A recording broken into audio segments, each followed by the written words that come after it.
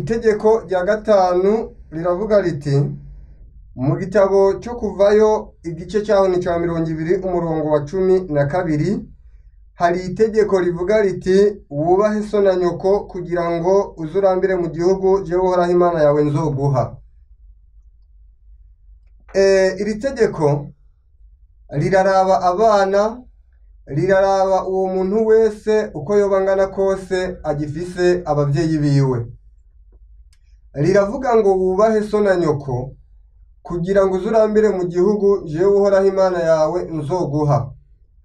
Kumvira abavyeyi bituma umwana ashobora kuramba, ariko iyo umwana asuzuguye abavyeyi bituma akenyuka, bigatuma ubuzima bwiwe butaba bw'igihe kirekire, kuko iri tegeko rifise imbaraga zikomeye.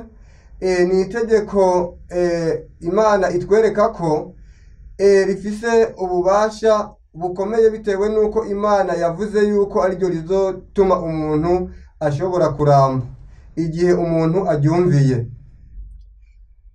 Mu gitabo urugo rwa Gikristo, urupapuro rwaho rwa 71 haranditse ngo ababyeyi ntibagomba kwibagirwa ko umunezero w'ahazoza w'abana babo karibo ushingiyeho. Kumvira kwa Isaka ku myanzuro se wiwe yari yamufatiye kwari umusaruro w'uburezi yari yarigishijwe, kandi byamuteye gukunda imibereho yo kumvira. Umva ukuri, Isaka nk'umuragwa w'icubahiro w'amasezerano y'Imana yari yaragenewe isi yose. Afite imyaka 40 yumviye imyanzuro ya se wiwe. Yatumye umugaragu wiwe agororoka kumusabira umugeni. Isaka azana Rebeka mu ihema rya nyina Sara, aramurongora aba umugore wiwe, aramukundwakaza.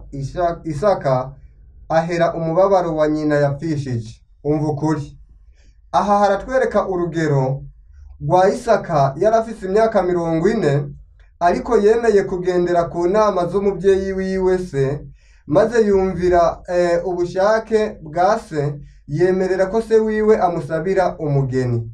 Umva ukuri, ese ndakubaza wa musore w'iki gihe, ese uremera kugirwa inama n'abavyeyi mu gihe ugiye gutera intambwe yo kurushinga? Reka ndagusabire kwama ushaka kugirwa inama n'abavyeyi bagukunda bakubyaye, mu kugira ngo wubahirize itegeko rya gatatu. Ivyo nkusabiye nanjye nisabira mu izina rya Yesu.